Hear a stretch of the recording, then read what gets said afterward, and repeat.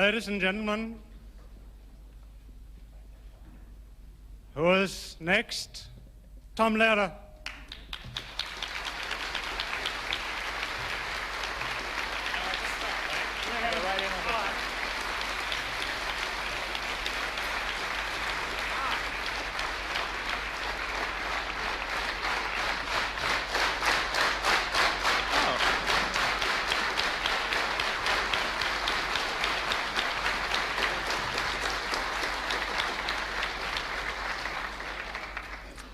What a pleasure.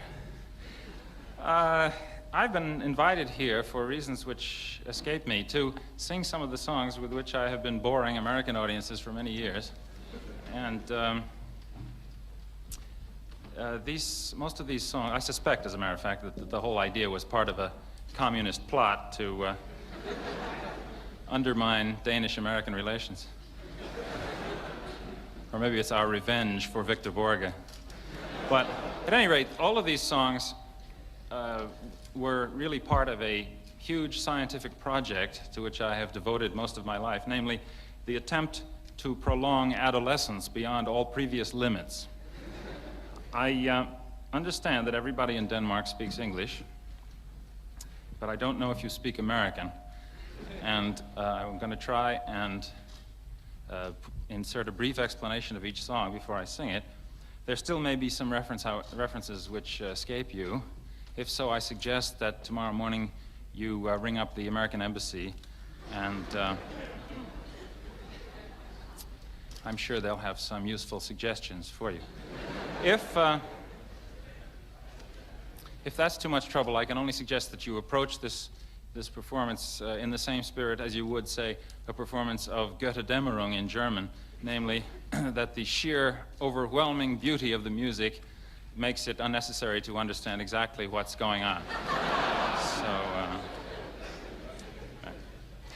Well, supposing we start with a really American song to test you out. Speaking of that, I never really thought I looked particularly American, but it turns out in Europe everybody can spot an American right away, and they come up to you on the street and they punch you and they say, "Get out of Vietnam," and things like that. It makes conversation a little strained. But anyway, here's a song about the American South. There are many songs of that type, but I've always felt that these songs really don't go far enough. This song goes too far. Well, I want to go back to Dixie. I want to go back to Dixie. Take me back to dear old Dixie. That's the only little old place for little old me.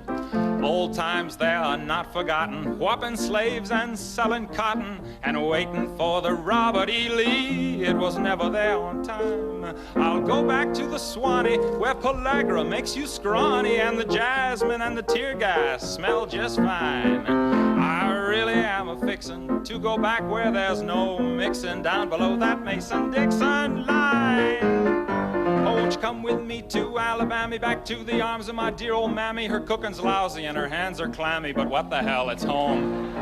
Yes, for paradise the Southland is my nominee. Just give me a ham hock and a grit of harmony. I'm gonna start relaxing down in Birmingham or Jackson. When we're having fun, why, no one interferes. I wanna talk with southern gentlemen and put that white sheet on again. I ain't seen one good lynching in years. The land of the bold weevil, where the laws are medieval, is calling me to come and never more roam. I want to go back to the Southland, that yawl and shut my mouth land, be it ever so decadent.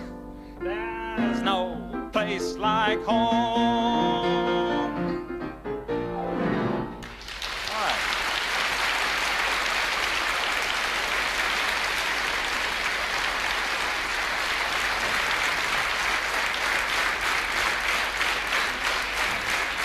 Thank you. Here's something a little different. A few years ago, there was much discussion about the concept of a multilateral force. The idea of this was that the United States would join with the other free nations in a nuclear force, including our current friends, like France, and our traditional friends, like Germany. Well, the specific idea of MLF, as it was called, is now abandoned, but the idea of sharing nuclear weapons is still with us, so perhaps this song is not so out of date after all.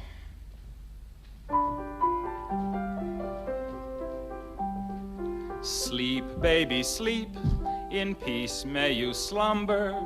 No danger lurks, your sleep to encumber. We've got the missiles, peace to determine, and one of the fingers on the button will be German. Why shouldn't they have nuclear warheads?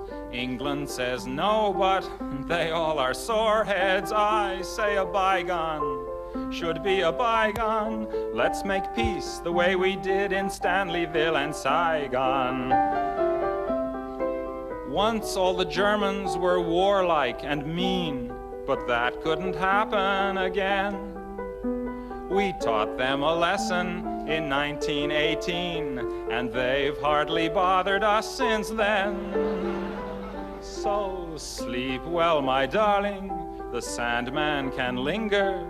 We know our buddies won't give us the finger. Hail the Wehrmacht, I mean the Bundeswehr. Hail to our noble ally. MLF will scare Brezhnev. I hope he is half as scared as I.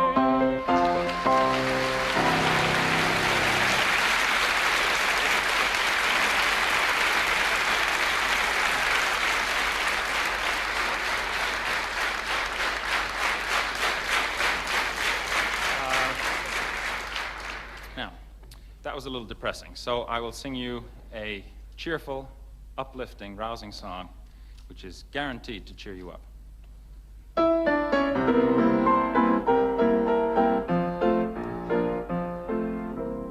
When you attend a funeral, it is sad to think that sooner or later those you love will do the same for you.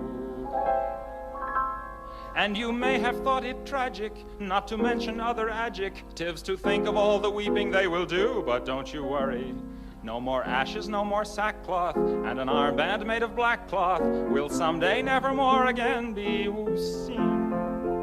For if the bomb that drops on you gets your friends and neighbors too, there'll be nobody left behind to mourn, and we will all go together when we go. What a comforting fact that is to know. Universal bereavement and inspiring achievement. Yes, we all will go together when we go. We will all go together when we go, all suffused with an incandescent glow. No one will have the endurance to collect on his insurance. Lloyds of London will be loaded when they go. We will all fry together when we fry. We'll be French fried potatoes by and by. There will be no more misery when the world is our rotisserie. Yes, we all will fry together when we fry. We will all bake together when we bake. There'll be nobody present at the wake. With complete participation in that grand incineration, nearly 3 billion hunks of well-done steak. We will all char together when we char, and let there be no moaning of the bar. Just sing out a Te Deum when you see that ICBM, and the party will be come as you are. We will all burn together when we burn. There'll be no need to stand and wait your turn. When it's time for the fallout and St. Peter calls us all out, we'll just drop our agendas and adjourn. You will all go directly to your respective Valhallas. Go directly, do not pass go, do not collect $200. And we will all go together when we go. Every Hottentot and every Eskimo. When the air becomes Uranus, we will all go simultaneous. Yes, we all will go together when we all go together. Yes, we all will go together when we go. I'd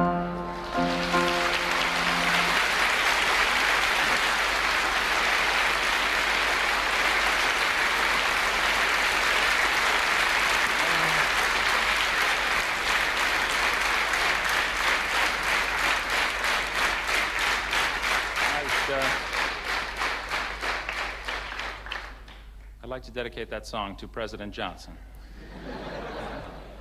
who unfortunately could not be here tonight.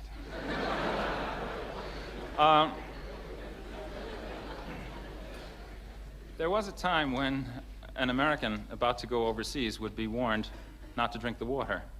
But now we have such a water pollution problem, and an air pollution problem, for that matter, too, that if any of you are planning to visit the United States, I suggest you listen to the warning in this song.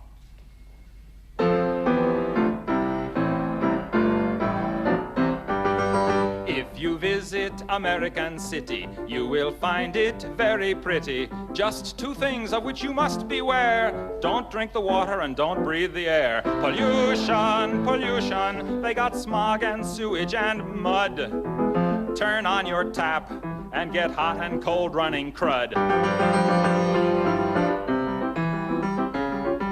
See the halibuts and the sturgeons are being wiped out by detergents. A fish gotta swim and birds gotta fly, but they don't last long if they try. Pollution, pollution, you can use the latest toothpaste and then rinse your mouth with industrial waste. Just go out for a breath of air and you'll be ready for Medicare. The city streets are really quite a thrill. If the hoods don't get you, the monoxide will. Pollution, pollution, wear a gas mask and a veil. Then you can breathe, long as you don't inhale. Lots of things there that you can drink, but stay away from the kitchen sink. Throw out your breakfast garbage, and I've got a hunch that the folks downstream will drink it for lunch. So go to the city, see the crazy people there, like lambs to the slaughter. They're drinking the water and breathing the air.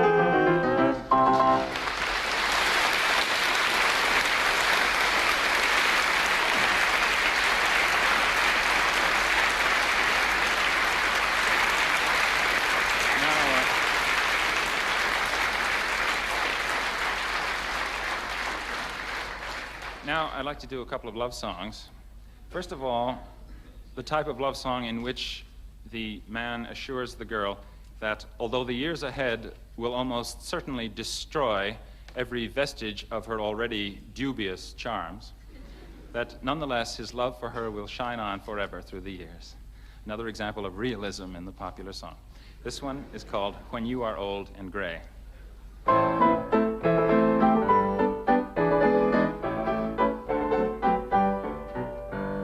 Since I still appreciate you, let's find love while we may. Because I know I'll hate you when you are old and gray. So say you love me here and now, I'll make the most of that. Say you love and trust me, for I know you'll disgust me when you're old and getting fat. An awful debility, a lessened utility, a loss of mobility is a strong possibility. In all probability, I'll lose my virility, and you your fertility and desirability. And this liability of total sterility will lead to hostility and a sense of futility. So let's act with agility while we still have facility, for we'll soon reach senility and lose the ability.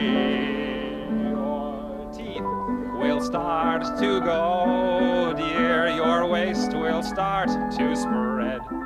In 20 years or so, dear, I'll wish that you were dead. I'll never love you then at all the way I do today. So please remember, when I leave in December, I told you so in May. I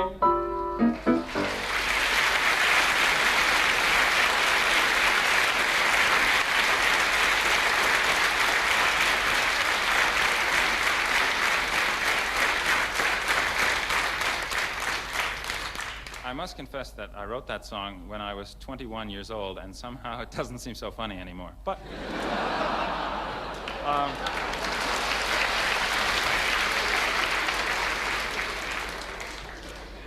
your turn will come. Now, I'd like to sing another love song. This is a tender little ballad entitled simply, I Hold Your Hand in Mine. This,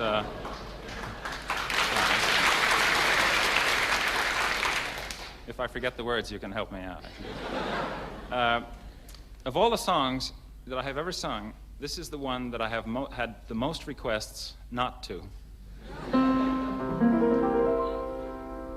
I hold your hand in mine, dear. I press it to my lips. I take a healthy bite from your dainty fingertips. My joy would be complete, dear, if you were only here. But still I keep your hand as a precious souvenir. The night you died, I cut it off. I really don't know why. For now, each time I kiss it, I get bloodstains on my tie. I'm sorry now I killed you, for our love was something fine. Until they come to get me, I shall hold your hand in mine.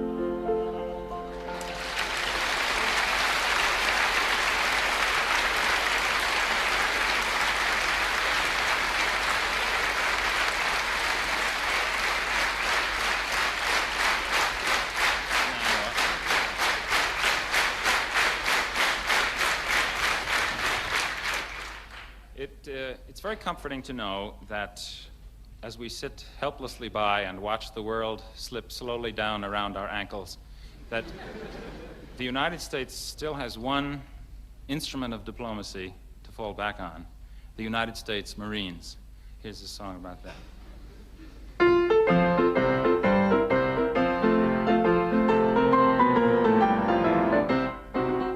When someone makes a move of which we don't approve, who is it that always intervenes? UN and OAS, they have their place, I guess. But first, send the Marines. We'll send them all we've got. John Wayne and Randolph Scott. Remember those exciting fighting scenes? To the shores of Tripoli, but not to Mississippi. What do? We send the Marines, for might makes right. Until they've seen the light, they've got to be protected, all their rights respected, till somebody we like can be elected. Members of the Corps all hate the thought of war. They'd rather kill them off by peaceful means. Stop calling it aggression. Ooh, we hate that expression. We only want the world to know that we support the status quo. They love us everywhere we go. So when in doubt, send the Marines.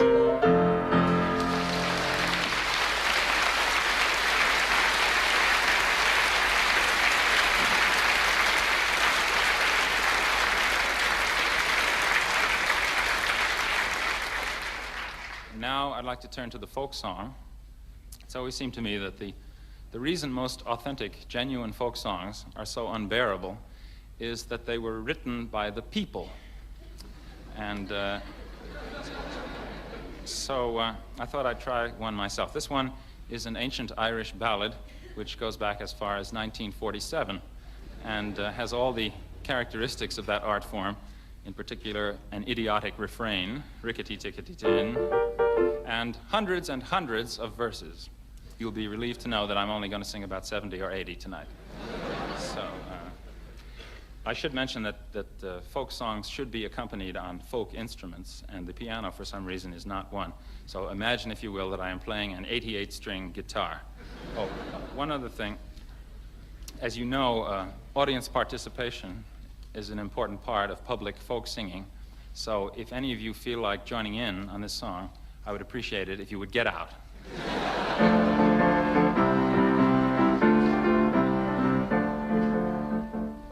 About a maid I'll sing a song, sing rickety-tickety-tin.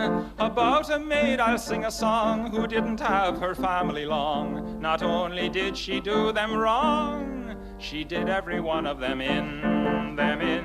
She did every one of them in. One morning in a fit of pique, sing rickety-tickety-tin. One morning in a fit of pique, she drowned her father in the creek. The water tasted bad for a week, and we had to make do with gin, We had to make do with gin. Her mother she could never stand, sing rickety-tickety-tin. Her mother she could never stand, and so a cyanide soup she planned. The mother died with a spoon in her hand, and her face in a hideous grin. A grin, her face in a hideous grin. She weighted her brother down with stones, rickety-tickety-tin. She weighted her brother down with stones and sent him off to Davy Jones. All they ever found were some bones and occasional pieces of skin, occasional pieces of skin. One day when she had nothing to do, sing rickety-tickety-tin. One day when she had nothing to do, she cut her baby brother in two and served him up as an Irish stew. And invited the neighbors in, invited the neighbors in. And when at last the police came by, rickety-tickety-tin, and when at last the police came by, her little pranks she did not deny. To do so she would have had to lie, and lying she knew was a sin, lying she knew was a sin. My tragic tale I won't prolong, rickety-tickety-tin. My tragic tale I won't prolong, and if you do not enjoy my song, you've yourselves to blame if it's too long. You should never have let me begin. You should never have let me begin.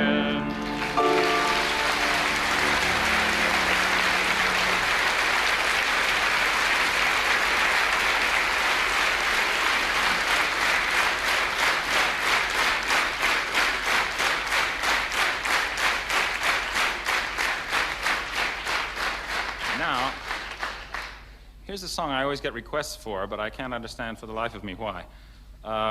It's simply the names of the chemical elements set to a Gilbert and Sullivan tune. I think the only reason I do it is to see if I still can. We'll try.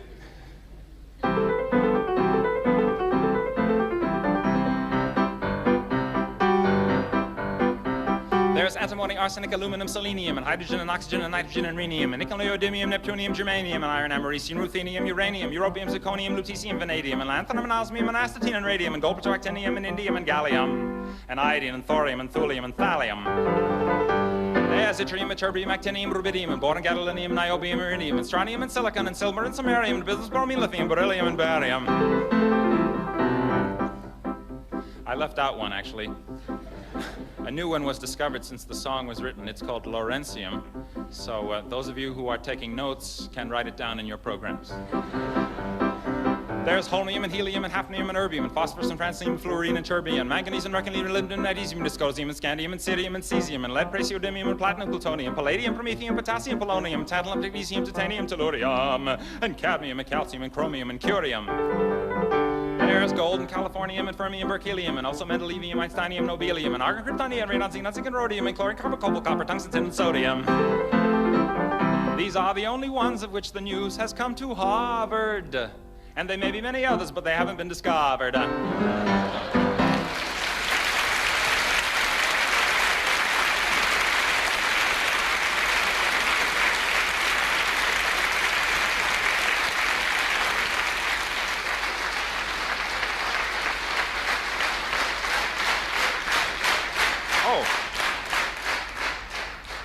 Thank you. You may be interested to know that there is an older, much earlier version of that song, which is due to Aristotle, and which goes like this.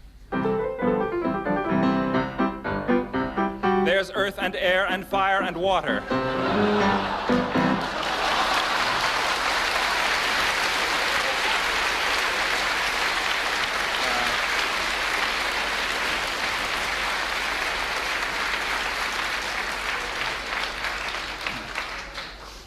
Life was much simpler in those days, yes. Now, I would like to say something about pornography, or as we call it in the United States, smut. Wonderful word. Yes. There have been many cases in the American courts recently about this very problem. The United States Supreme Court, for example, has decided that a book or a film can be banned if it arouses the prurient interests of the average person. Now, prurient, I looked that up. It means having itching, morbid, or lewd and lascivious desires. Now, surely that describes all of us here tonight. But I disagree with this principle because I really enjoy having my prurient interests aroused. And in fact, there's only one thing I enjoy more than having them aroused, and that is having them gratified. So, as I say, I'm opposed to this, but we have marches now for peace and marches for civil rights, so I thought I would have a march for smut. Smut! Give me smut and nothing but a dirty novel I can't shut if it's uncut and unsubtle. I've never quibbled. If it was ribbled, I would devour where others merely nibbled. As the judge remarked the day that he acquitted my Aunt Hortense, to be smut, it must be utterly without redeeming social importance. Poor! No graphic pictures I adore. Indecent magazines galore. I like them more if they're hardcore. Bring on the obscene movies, magazines, murals, newspapers, postcards, neckties, samplers, stained glass windows, tattoos, anything. More, I'm still not satisfied. Stories of tortures used by debauchers, lurid, licentious, and vile, make me smile. Novels that pander to my taste for candor give me a pleasure sublime. Let's face it, I love slime. All books can be indecent books, though recent books are bolder. For filth, I'm glad to say, is in the mind of the beholder. When correctly viewed, everything is lewd. I can tell you things about Peter Pan and the Wizard of Oz. There's a dirty old man.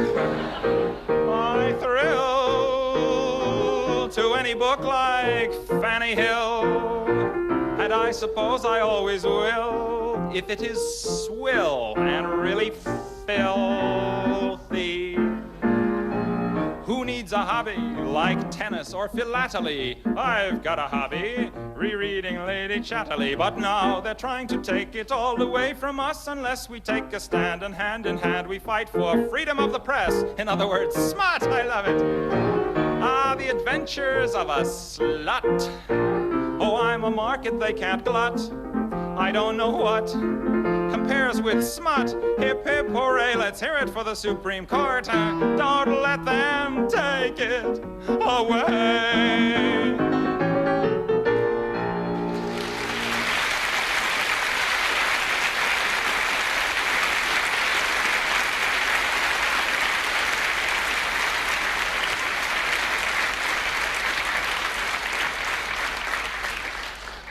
Now I'd like to tell you about a peculiar American custom of deer hunting. I think you have the similar thing over here, but you don't go about it in the same way.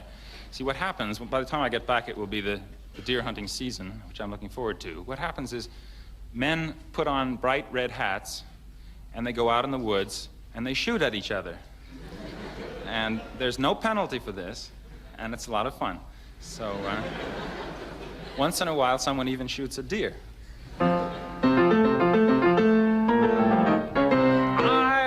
Will remember 'twas a year ago November, I went out to hunt some deer on a morning bright and clear. I went and shot the maximum the game laws would allow. 2 game wardens, 7 hunters, and a cow. I was in no mood to trifle. I took down my trusty rifle and went out to stalk my prey. What a haul I made that day. I tied them to my fender and I drove them home somehow. 2 game wardens, 7 hunters, and a cow. The law was very firm. It took away my permit, the worst punishment I ever endured. It turned out there was a reason. Cows were out of season and one of the hunters wasn't insured. People asked me how I do it, and I say, there's nothing to it. You just stand there looking cute, and when something moves, you shoot. And there's 10 stuffed heads in my trophy room right now. 2 game wardens, 7 hunters, and a purebred Guernsey cow.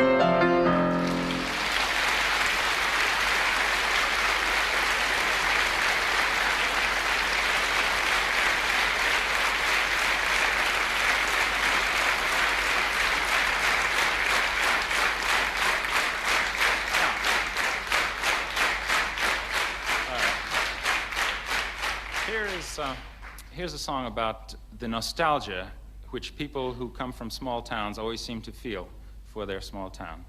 This is a very sentimental song, and if any of you feel like bursting into tears, don't be embarrassed. Go right ahead.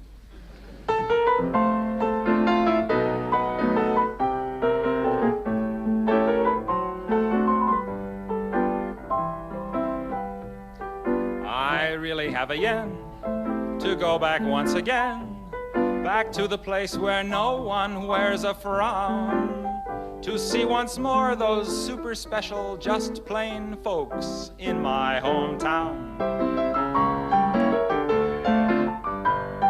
No fellow could ignore the little girl next door. Ah, she sure looked sweet in her first evening gown. Now there's a charge for what she used to give for free in my hometown. I remember Sam, the druggist on the corner. He was never mean or ornery, he was swell. He killed his mother-in-law and ground her up real well, and sprinkled just a bit over each banana split. The guy that taught us math, who never took a bath, acquired a certain measure of renown. And after school, he sold the most amazing pictures in my hometown. That fellow was no fool who taught our Sunday school, and neither was our kindly Parson Brown. Jeg må hellere strue den linje in my hometown. I remember Dan, he was the village idiot, and though it seems a pity it was so, he loved to burn down houses just to watch the glow, and nothing could be done because he was the mayor's son. The guy that took a knife and monogrammed his wife, then dropped her in the pond and watched her drown. Oh, yes, indeed, the people there were just plain folks in my hometown.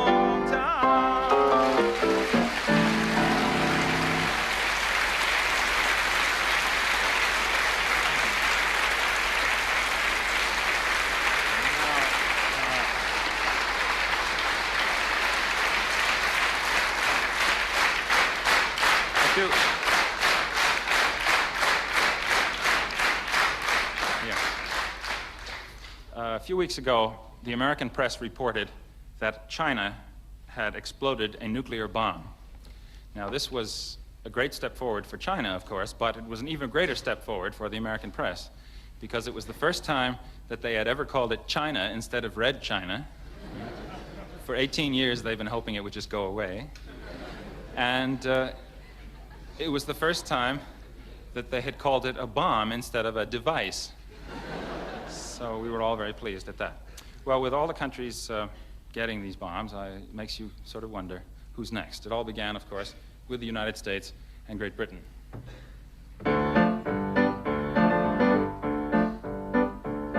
First we got the bomb, and that was good, 'cause we love peace and motherhood. Then Russia got the bomb, but that's okay, 'cause the balance of power is maintained that way. Who's next?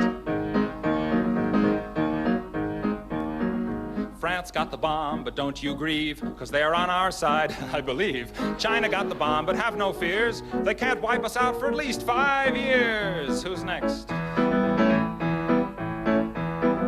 Then Indonesia claimed that they were gonna get one any day. South Africa wants two, that's right. One for the black and one for the white. Who's next?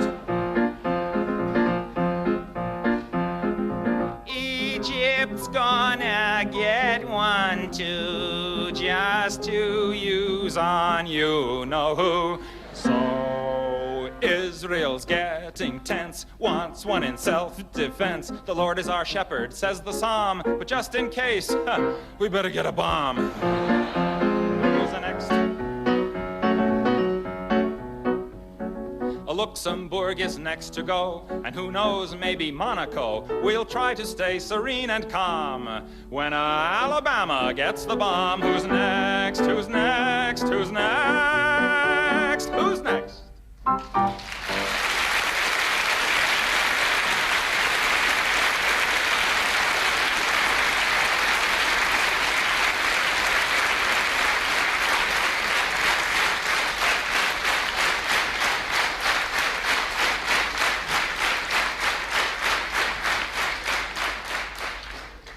I don't think people have enough fun nowadays. I'm sure you all know the old Danish proverb, which I learned since I've been here, which says, livet er som en kloak.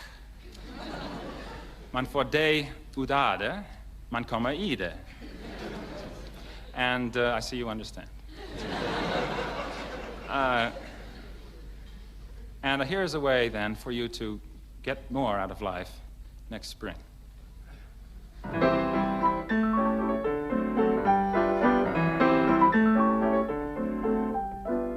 Spring is here, the spring is here. Life is skittles and life is beer. I think the loveliest time of the year is the spring. I do, don't you? Of course you do. But there's one thing that makes spring complete for me, and makes every Sunday a treat for me. All the world seems in tune on a spring afternoon when we're poisoning pigeons in the park. Every Sunday you'll see my sweetheart and me as we poison the pigeons in the park. When they see us coming, the birdies all try and hide, but they still go for peanuts when coated with a cyanide. The sun's shining bright, everything seems all right when we're poisoning pigeons in the park. Yeah.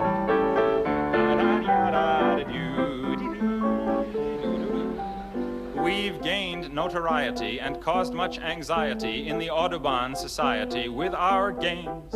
They call it impiety and lack of propriety and quite a variety of unpleasant names. But it's not against any religion to want to dispose of a pigeon. So if Sunday you're free, why don't you come with me and we'll poison the pigeons in the park? And maybe we'll do in a sparrow or two while we're poisoning pigeons in the park. We'll murder them all amid laughter and merriment, except for the few we take home to experiment. My pulse will be quickening with each drop of strychnine we feed to a pigeon. It just takes a smidgen to poison a pigeon in the park.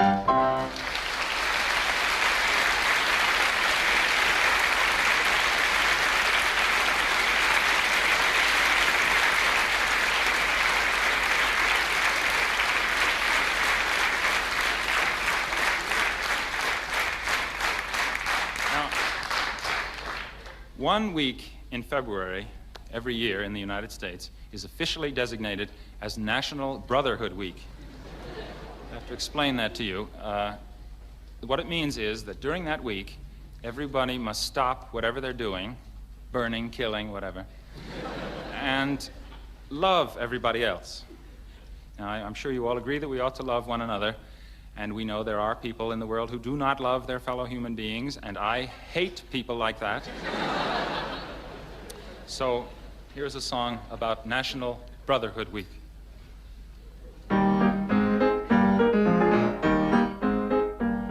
Oh, the white folks hate the black folks, and the black folks hate the white folks. To hate all but the right folks is an old established rule, but during National Brotherhood Week, National Brotherhood Week. See Cassius Clay and Mrs. Wallace dancing cheek to cheek. It's fun to eulogize the people you despise, as long as you don't let them in your school. Oh, the poor folks hate the rich folks, and the rich folks hate the poor folks. All of my folks hate all of your folks. It's American as apple pie. But during National Brotherhood Week, National Brotherhood Week, New Yorkers love the Puerto Ricans 'cause it's very chic. Step up and shake the hand of someone you can't stand. You can tolerate him if you try. Oh, the Protestants hate the Catholics, and the Catholics hate the Protestants, and the Hindus hate the Muslims, and everybody hates the Jews. But during National Brotherhood Week, National Brotherhood Week, it's national everyone smile at one another hood week. Be nice to people who are inferior to you. It's only for a week, so have no fear. Be grateful that it doesn't last all year.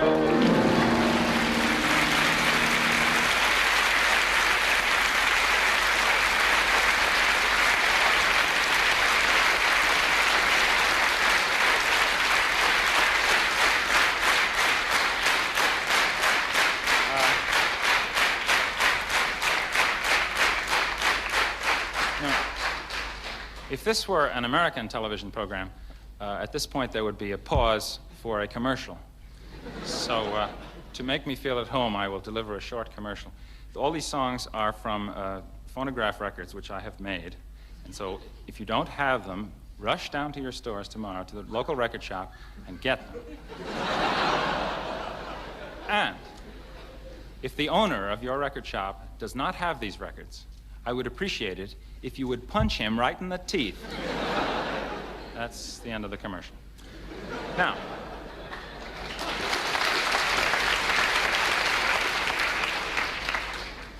let me do a little bragging about our country for a moment, a little blatant chauvinism here. Of course, America is the foremost nuclear nation. And what made that possible? And what will make it possible for us to spend $20,000 million of our taxpayers' money to put some idiot on the moon? Well, it's the superiority of American technology, of course, as inspired by our great American scientists such as Dr. Wernher von Braun.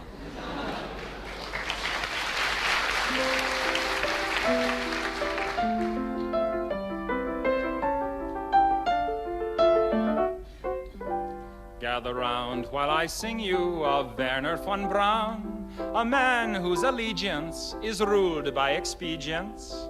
Call him a Nazi, he won't even frown. Nazi schmatzi, says Wernher von Braun.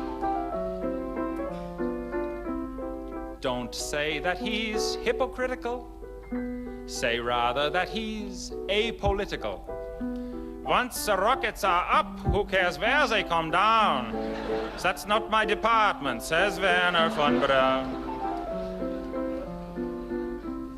Some have harsh words for this man of renown, but some think our attitude should be one of gratitude, like the widows and cripples in old London town, who owe their large pensions to Wernher von Braun. You too may be a big hero, once you've learned to count backwards to 0.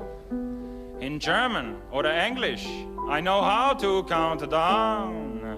And I'm learning Chinese, says Wernher von Braun.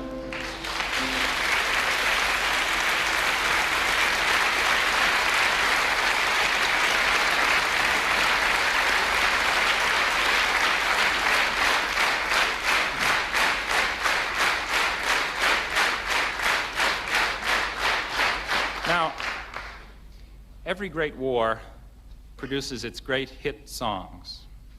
And after the war is over, we like to gather around the piano and sing these songs. We enjoy singing the songs because they remind us of how much we enjoyed the war. Now, World War III, of course, is almost upon us, as you know, by popular demand. And it occurred to me that if any songs are going to come out of World War III, we better start writing them now. So I have one here. This is a song that some of the boys might have sung to their mothers as they might have gone bravely off to World War III. Oh, I should explain, in this song there's a reference to our two leading television commentators, Chet Huntley and David Brinkley. I thought this was particularly appropriate since, of course, as you know, World War III will be the first war to be on television. First World War, anyway. I certainly hope we all have color television by then.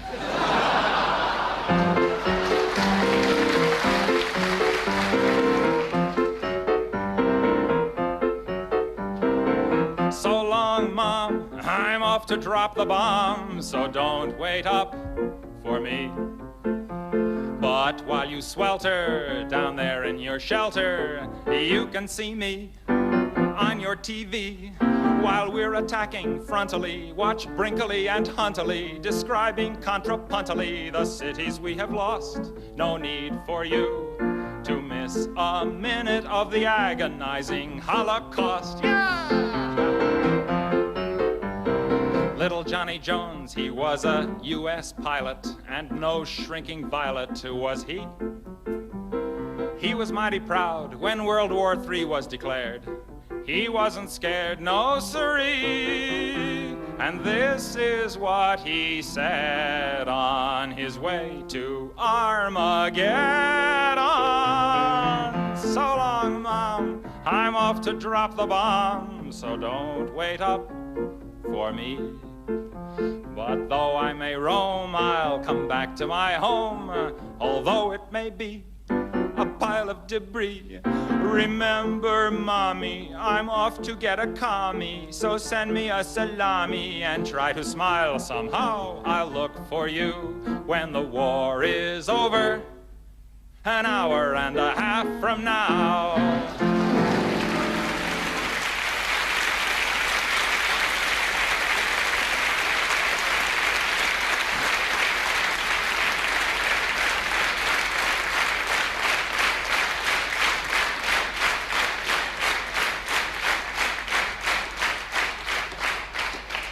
Well, it seems we have time for one more, and this is one I always like to close with.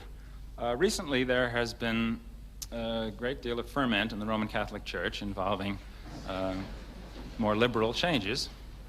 In particular, they have permitted the use of vernacular language instead of Latin in portions of the Mass. They have made optional the eating of meat on Friday. This pleased me very much because I've always felt there was a basic inconsistency in the church dogma there. You see, it was all right for a soldier to kill a man on Friday, but it was a sin to eat him. Also, they have permitted the use of some secular music in portions of the liturgy. And I think that last was a particularly good idea, and inspired me with the thought that if they really want to sell what they have to sell, what they should do is redo some of the liturgical music in real popular song forms. So I tried one with the ragtime form, and it is called the Vatican Rag.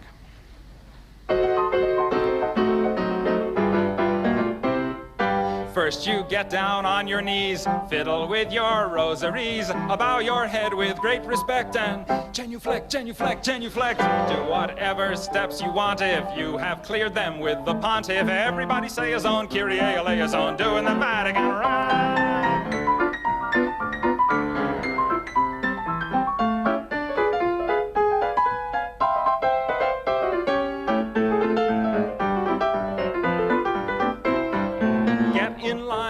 Processional, step into that small confessional. They're the guy who's got religion'll tell you if your sin's original. If it is, try playing it safer. Drink the wine and chew the wafer. 2, 4, 6, 8. Time to transubstantiate us. So get down upon your knees, fiddle with your rosaries, bow your head with great respect and genuflect, genuflect, genuflect. Make a cross on your abdomen. When in Rome, do like a Roman. Ave Maria, gee, it's good to see you. Getting ecstatic and sort of dramatic and doing the Vatican Rag.